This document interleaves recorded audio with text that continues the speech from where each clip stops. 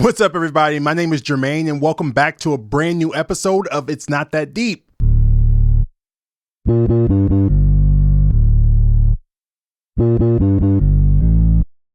I'm really excited to be here for this episode. I feel really great about it, and not just because I have some good content planned for this episode, because I do, but more so because I'm really just excited to be here actively in season 2. Like, episode 1 is out by now, meaning that I did it. So now we're moving forward, and that's a step in the journey that it took me a while to get to, and I didn't know when that would be, but I'm here now. We're here now. We got a good show planned. We got some good content to talk about. Jazeera, if you're listening, thank you for your words of encouragement and inspiring me with that first episode to just press post.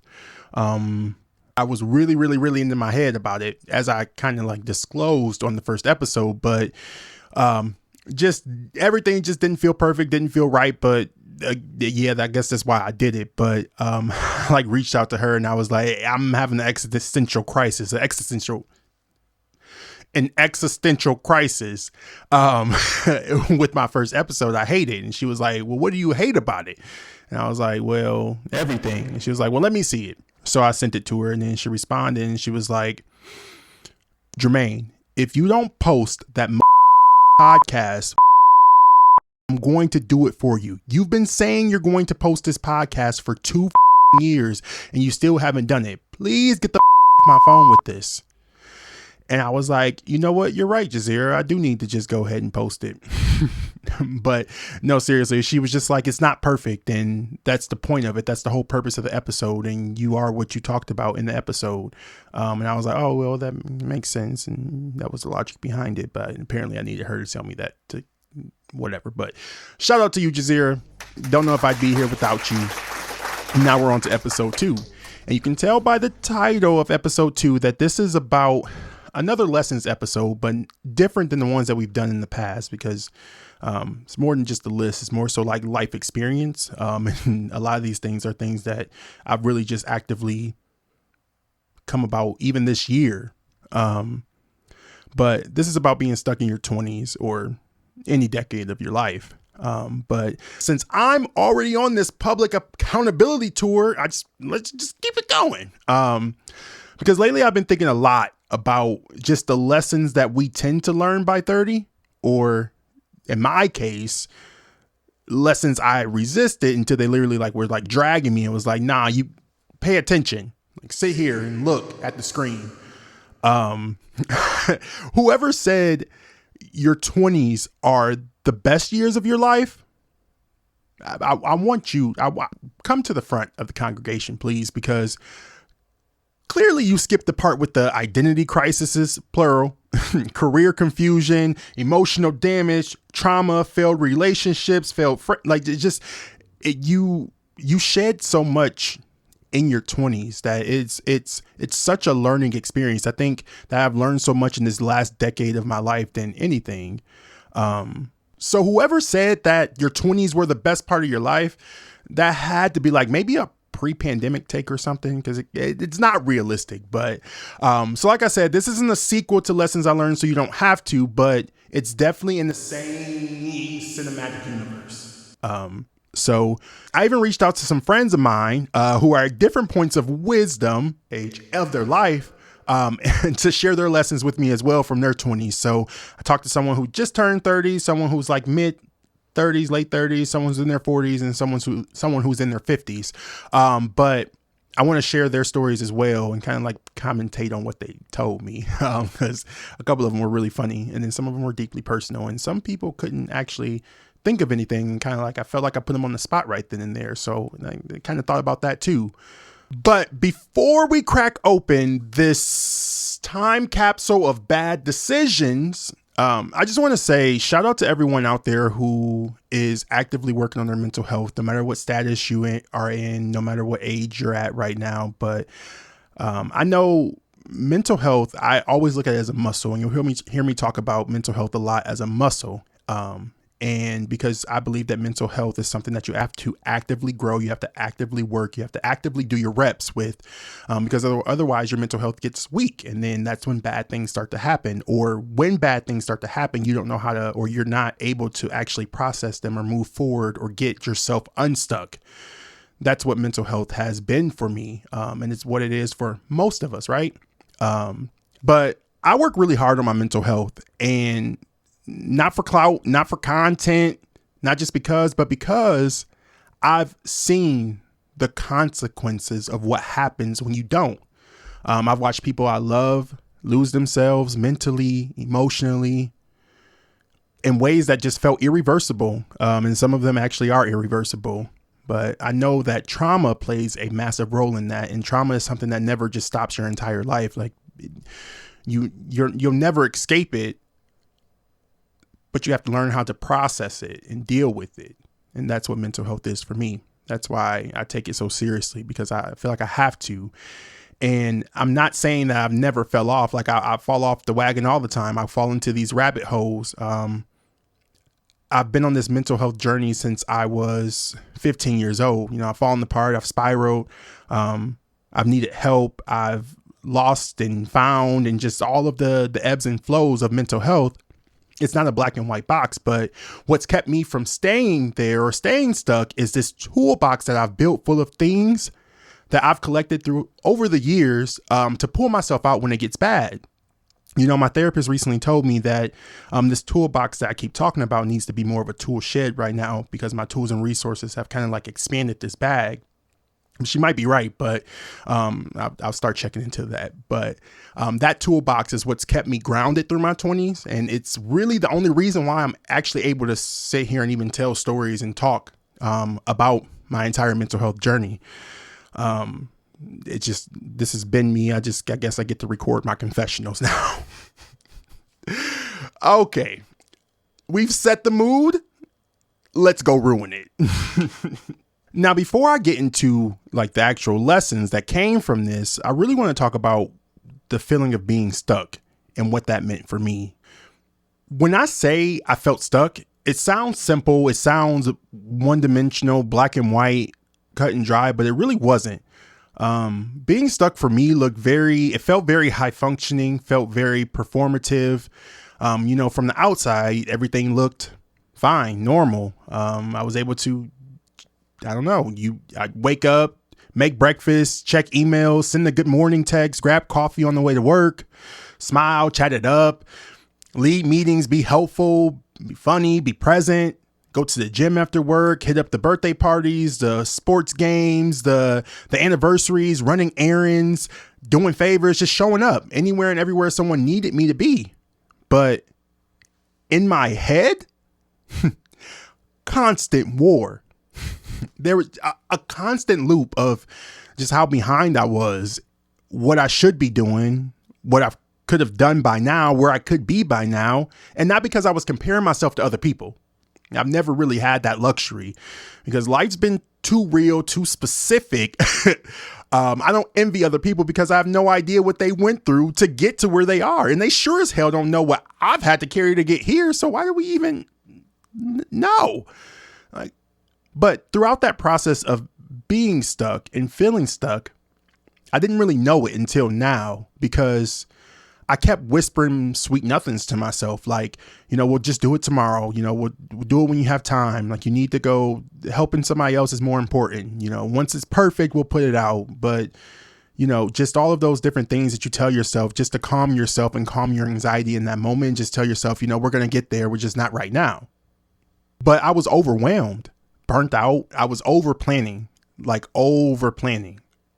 the stack of notebooks that I have built up, just full of ideas and plans, just for everything that I've ever wanted to do in my adult life. Like, it's pretty stacked. And I'm not talking about notebooks like we normally do, where like the first couple pages are filled and then the rest of it's empty. No, I'm talking like filled front to back notebooks with titles on the front of them and everything, organized, color coordinated, like just all of these different plans and just different ideas and strategies that I have written down that just never came to fruition. And like now when I go back and look at some of these, of course I'm like, maybe when I was a few years younger, this would have been cool, but now I sort of cringe at some of this stuff. Not gonna lie, but that's not a part of it. But being burnt out, doing the over planning, waiting for the right moment that truly never came, creating this fake reality in our heads, in my head, of how it will all unfold. Like I had support, but not the kind that I needed. And I wasn't going to go out there and build the community that I wanted or that I needed, because I just chose to keep hoping that the people that I already had would just, step up or get to learn it or, come around or whatever, but that they get it eventually, but they didn't. And I don't hold any resentment or any frustration or anything towards anyone, because that's on me for expecting them to begin with. But after a while of just like cycling back and just realizing, like, why am I continuously repeating the same patterns over and over again? I realized I was afraid, not just of failing, but of committing. Because if I really committed, if I really locked in, there was no fallback, no plan B.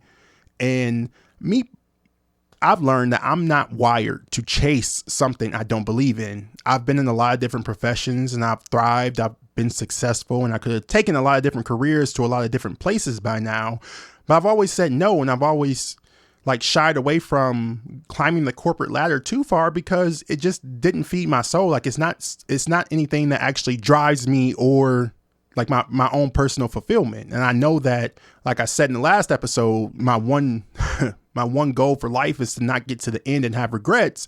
If I continued that way, no matter how successful I ever be doing anything else that I want to do, I just knew that wasn't, I'd rather die trying than get to the end and say, I wish I would have. And that's so cliche to say, but it's such a real conversation to have with yourself, especially when you're trying to coach yourself into doing something that's super uncomfortable to you, right? But that's not my mission, clearly. And then on top of that, there came indecision. Shout out to my moon in Libra. I will literally count backwards from 30 at a restaurant just to decide what I want, because otherwise I'm going to ask that waiter to swing back around probably twice. But just being indecisive, and then perfectionism. The perfectionism didn't help either, because everything had to be just right. The best equipment, the best timing, the best conditions. I'd buy tools and never learn how to use them. I'd say I was working on it. Tell everybody I'm working on it, it's coming. When I was just really avoiding it. I'd say I was perfecting it, but I was just actually stalling. Looking back, perfectionism was my favorite excuse. Like, it really let me say I was busy without having to show any progress.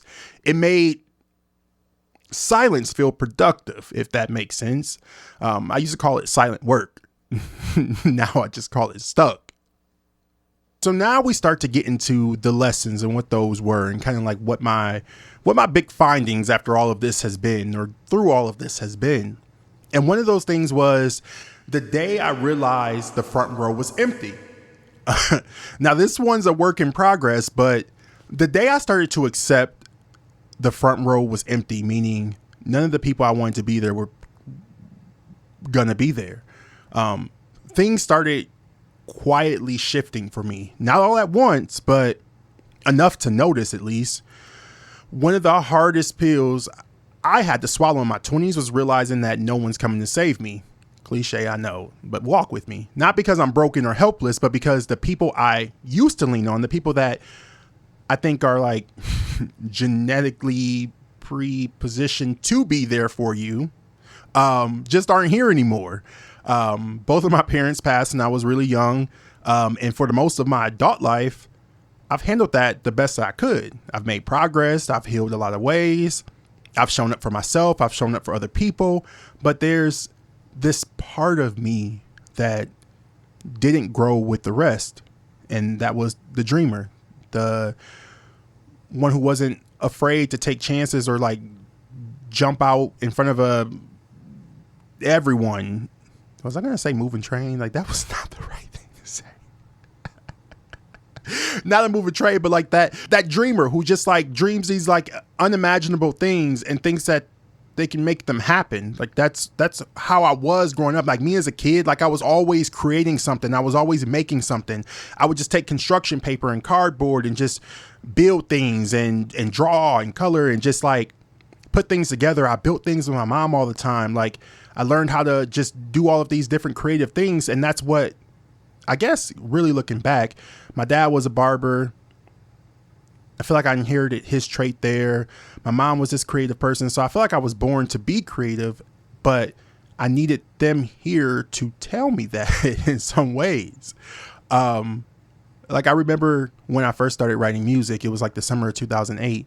And I was showing my mom the songs that I was writing, and they were in a notebook, a spiral notebook. And we just talked about them or whatever. I don't even remember the conversation, but what I remember was a specific moment that she called me inside from outside playing with my friends that summer.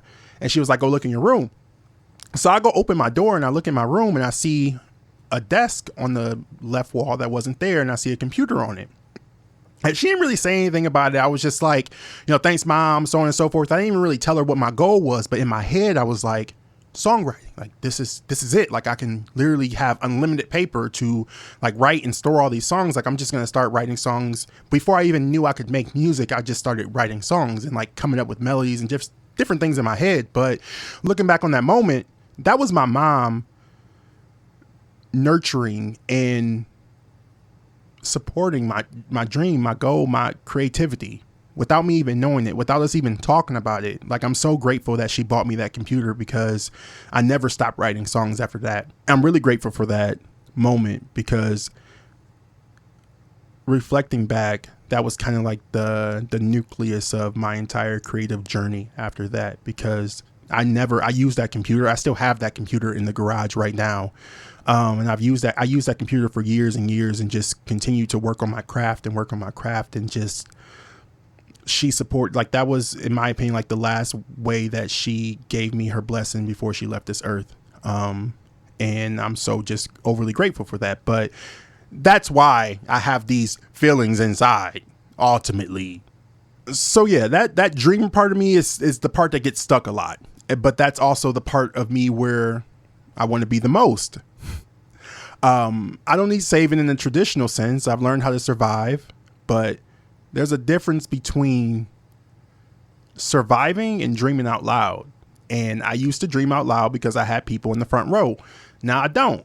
And I've had to learn how to dream anyway, because some of y'all might still have your people physically around, but emotionally, are they there? Like, do you feel safe going to them? Like, what happens when you don't get that affirmation? Or maybe you've outgrown who they think you are, so you feel stuck. Not because you lack ideas or talent, but because you're waiting for someone to give you the permission.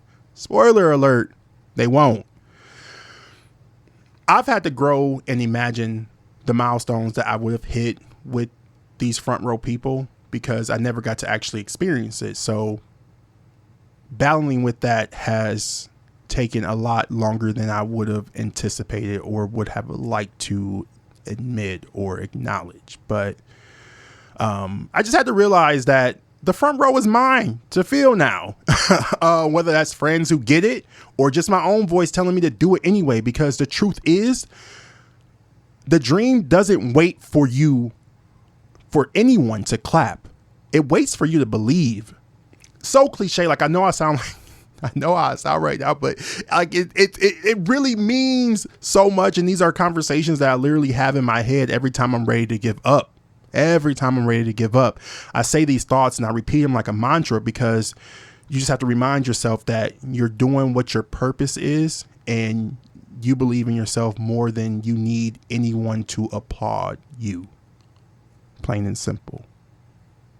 And that's when I was able to move from that survival mode that I had been stuck in for greater than a decade and really start that self-activation part of my life. And that's where I'm at right now. So then once I realized that the front row was empty, then another lesson that came, and again, this is something that I've had to learn the hard way. And there's a lot of stories that could go along with this, but we'll keep it very short. We don't have that much time, but you are not the exception. If you really want to know someone's character, pay attention to how they treat the people who can't do anything for them. A lot of times I felt stuck. I wasn't even stuck in myself. I was stuck in the company I kept. Trying to grow in rooms where people couldn't even respect the janitor. People show you exactly who they are in moments that they think don't matter. You just have to listen. The waiter they snapped at. The trash they dropped by the guy sweeping the parking lot. I've made quicker, better decisions about who gets access to me just by watching how they treat people who can't do anything for them. The maid, the server, their spouse, kid. It saved me a lot of those post-friendship, post-relationship blow-up flashbacks that you're like, wow, the signs are really there. They were always there. We love to say, damn, you switched up. But the truth is, they didn't. They just finally got around to you. Don't watch the apology. Watch the pattern. I used to think I was different. Like, yeah. I saw how they talked to other people, how they move when things got hard, how they handled drama. But I always thought, nah, they never do me like that until one day they did. And honestly, I shouldn't have been shocked. You shouldn't be shocked. The day you have a falling out with someone you really care about and they do you just like everyone else you've witnessed is crazy. Like at first you're disappointed, confused, hurt, but then it hits you like this is exactly how I've watched them handle every other conflict in life. The only difference is I'm the one who's across the table now. I'm the one on the other end of the phone. Nothing's new. That moment taught me people don't change up on you. They reveal themselves to you. If you're paying attention, they already have. They already have. You were just too close to see it.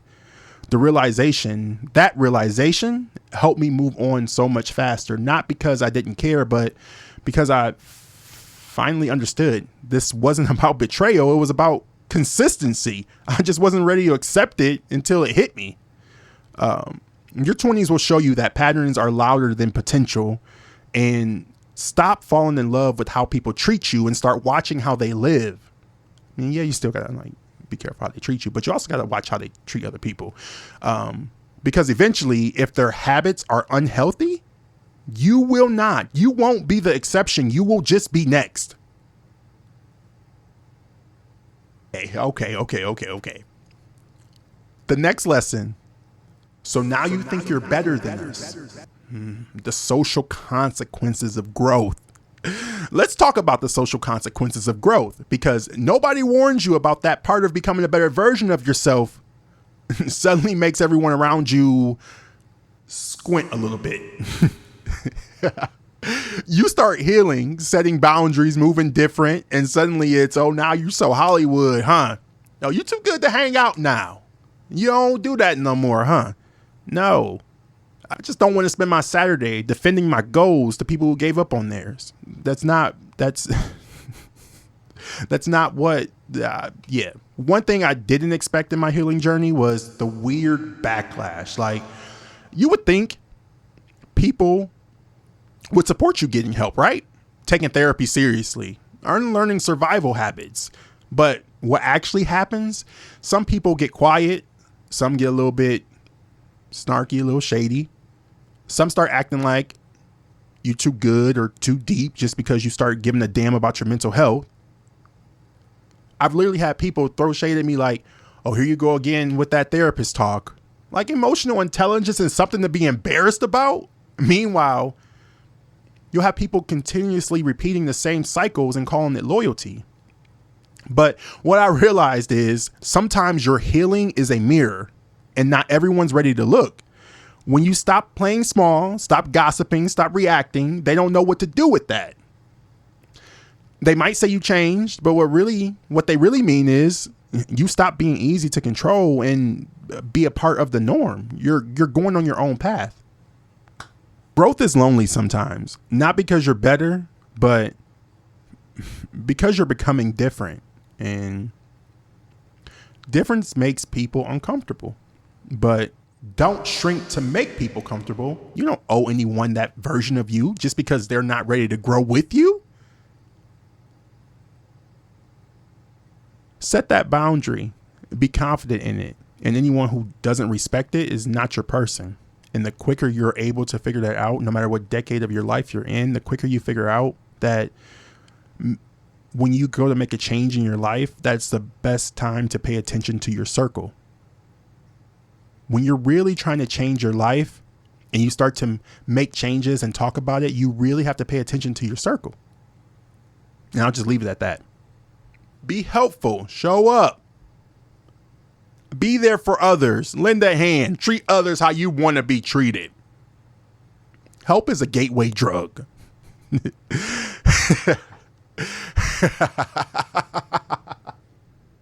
Let's talk about the dark side of being the helpful one. You think you're being selfless, but really you're just high off to the distraction, helping everybody else chase their dreams so you never have to face your own. I'm talking to myself right now too, just so y'all know. Because if you're always putting out someone else's fire, no one can ask you why your house hasn't even been built yet. So let's unpack that, because this last one might be the most important lesson of all. And it's one I'm still learning in real time. You know, for most of my 20s, I showed up for everyone except for myself. I was the dependable one, the problem solver, the ride, the venting space, and it didn't ruin my life. I still looked together, but behind all that was someone quietly ignoring the things that really mattered to them. I planned to go work in the studio or work on my podcast or design something I was excited about, and then someone would call or need a favor or want to talk, and I'd say yes every single time. Not because I didn't care about my dream, but because I didn't think it was urgent. I didn't think my time mattered as much as theirs. And that's just the most honest way I can say it is, if someone calls me, you're taught to help people when they're in need. So if someone calls me and they need something, then you should help them, right? And then the resentment would creep in. I'd sit down and I finally create, and then the spark would be gone. I wasn't tired because I was busy. I was tired because I never chose me. I don't say this from a bitter place, though. I say it from a clear one. If you don't protect your time, then no one will. If you don't say no, the world will take that as a yes. And if you keep waiting for someone to prioritize your dream, it will die waiting, Jermain. I mean, everybody. The biggest lesson of my 20s, it starts with your boundaries, your discipline, your voice, your no, your not today, your belief in what you're building, even when no one's asking for it yet. It's so funny how saving everybody else becomes the perfect excuse to never save yourself. But eventually the bill comes due, and it always does. Help is a gateway drug. Side effects include neglected dreams and resentment. Use responsibly. So yeah, those are the lessons that I didn't want to learn, but life handed them to me anyway. And if one of these steps helps you step into your next chapter with more clarity, then it was worth saying out loud. Because I think that all of these topics are very universal and not very super original, but when you apply them to your personal life, what does that look like? What does being stuck look like for you? What does the front row look like in your situation, in your life? What does, realizing that you are not the exception mean for your life? Are you a people pleaser who has all these dreams and goals and doesn't, execute them because you lack confidence, or you're waiting for someone to give you that stamp of approval, or your family or your spouse, or no one supports you? Like, where do you stand with this? I can't be the only one out here, right? If I am, that's tough.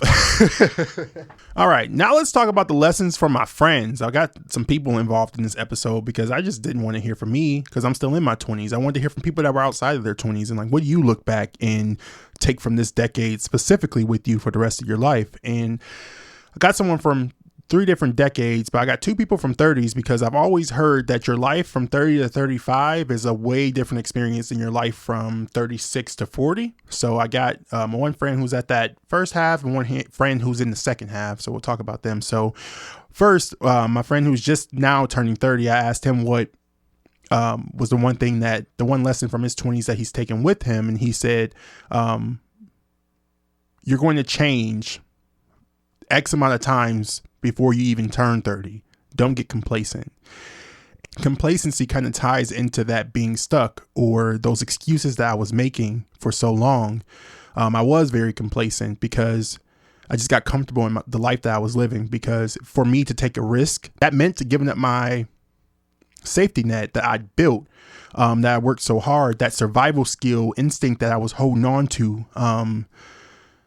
Because it's more than just mentally for me to take a jump like that, or to take a huge jump in general, there's so many other factors that come in. And I've had these survival skills and instincts for so long that whenever I want to step outside of that and do something that is not safe to my central nervous system, that's when I can easily bow out and go do something with or for someone else, or just avoid my responsibilities to myself, just because that fear. And then you end up stuck because you never make a move. So I thought that was a really valuable feedback to take, because I've changed. He's absolutely right. I've changed multiple times throughout I can just think about the last year of my life and who I was this time last year versus this time now. Like, it's not the same person. My mindset has changed. Just everything about me has changed in a lot of different ways. So don't get complacent and don't block those changes as they happen, because most of the time when it's time for you to change, it's for the better, or it's a good change. But then my next friend, I asked her what her biggest lesson from her 20s was. And at first she was like, I can't really come up with anything. You're putting me too on the spot. And I was like, well, you're literally one of the most inspirational people to me. Like, you inspire me in so many ways. So if you're listening out there, how you inspire me, and the lesson that I'm going to take from you in my 20s going forward is to just take the leap of faith. You've done a lot of things. You did a lot of things in your 20s that I just look at as being so bold and courageous, moving for a job all the way across country, just different things that you've done throughout that decade of your life that you tell me stories about. You may not know it in the time, but I take so much inspiration from you and just the life that you've lived. And I'm very appreciative to be, experiencing it, my 20s, while having, someone like you to look to in a way, with the lessons that you've lived. Or learned, I should say. I literally said, you literally teach me life lessons all the time. I think my favorite lesson from your 20s is to take the opportunity. Go wherever, try it. If you hate it, come back, but just do it. After I said that, we got somewhere. So she said that she would have to say, it's okay to fail and make mistakes, and don't care about the judgment of what you're supposed to do or what life you're supposed to live, because it all works out because your story is already written. I think that's a very powerful moment, is to not, beat yourself up or take yourself too seriously, to be honest. Like, stop taking yourself so seriously while you're, especially, I feel like we're all doing it right now, but it's something, at least in my brain, that I've started to like really amp up the more and more I inch closer to 30, is that no, you have to make a decision on everything. You have to have your life figured out. But does that ever really happen? But beating yourself up doesn't make anything better. And feeling sad or down about not doing something or living the life that someone else wanted for you is something that I would just never subscribe to be honest. That I don't understand that. And maybe it's because my front row is empty. Maybe I would feel a little bit differently if I had those like core people here, but it ain't happening. I have to use my Apple Watch to read these messages because I didn't write them down or screenshot them once. Call that ill prepared. But also on top of that, my camera continues to overheat when I'm in the middle of recording. So I got frustrated and I just said, I'm just going to go old school and use my iPhone. But I'm using the iPhone that I actively use in my life. And my MacBook isn't updated with my messages for some reason. So I'm like looking at stuff from 2024. So I had to improvise and use my watch. So my next friend that I asked said, do not get involved with someone who already has kids. And then she said, obviously, I don't listen to myself.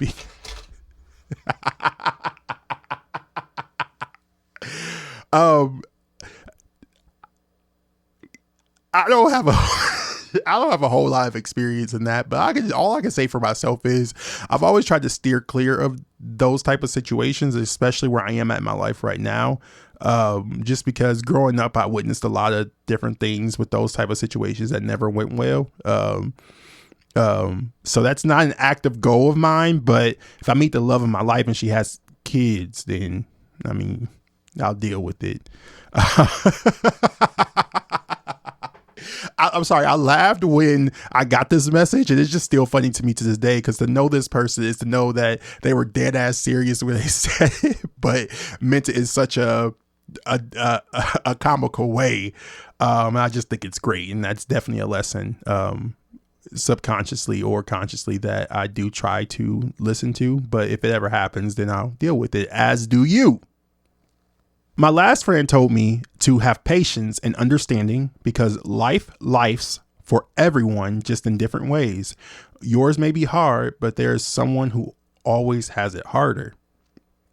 And I think one of my favorite things about myself is my empathy, like my empathetic nature. And that is my ability to just see people without having to experience the life that they've experienced, and to be able to connect with people who come from different walks of life than I do. I'm not a people person, to be honest, contrary to popular belief, but I like to connect with people, and I like to understand people's stories and just where they're coming from and see them on their level, because this whole life experience that we're living is all individual to all of us. And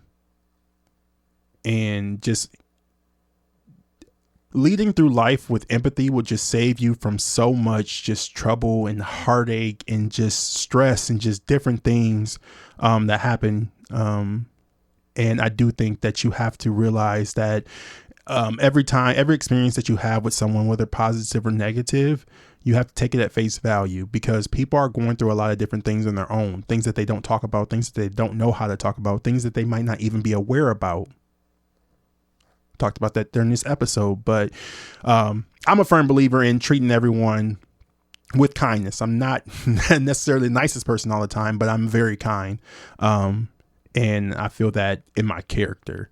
And that gives me the confidence to just be helpful to people and be a lifeline for anyone in any situation. So thank you guys for those lessons from your 20s, the comical ones and the ones that were really deep. But thank you for being a part of this episode. And you just like low key guest star without guest starring. So don't send me like an invoice or anything for this, because I'm not paying you, and I'm not even ad supported yet. So I can't even like afford a lawyer. So I don't know. Anyways, this concludes the episode. Thank you guys so much for listening. And if you didn't know, the podcast is now on video. If you're listening on audio, if you're watching me on video, just ignore this part. I have to tell the other people too. But we're now on video, so we'll be on YouTube. We're on Facebook. We're on Instagram. We're pretty much anywhere that you can find any social media. So we'll be at It's Not That Deep Podcast, or It's Not That Deep Jermain, actually, one word, is where you can find me and follow the podcast and just keep up with updates. I have some different things that I'm going to roll out on social media, just because I want more feedback. I want to collaborate and really talk to the community out there and just get some different insight for shows and just different things that I have planned and excitement for this season. But once again, my name is Jermain. This is It's Not That Deep. And until next time, do what's best for you.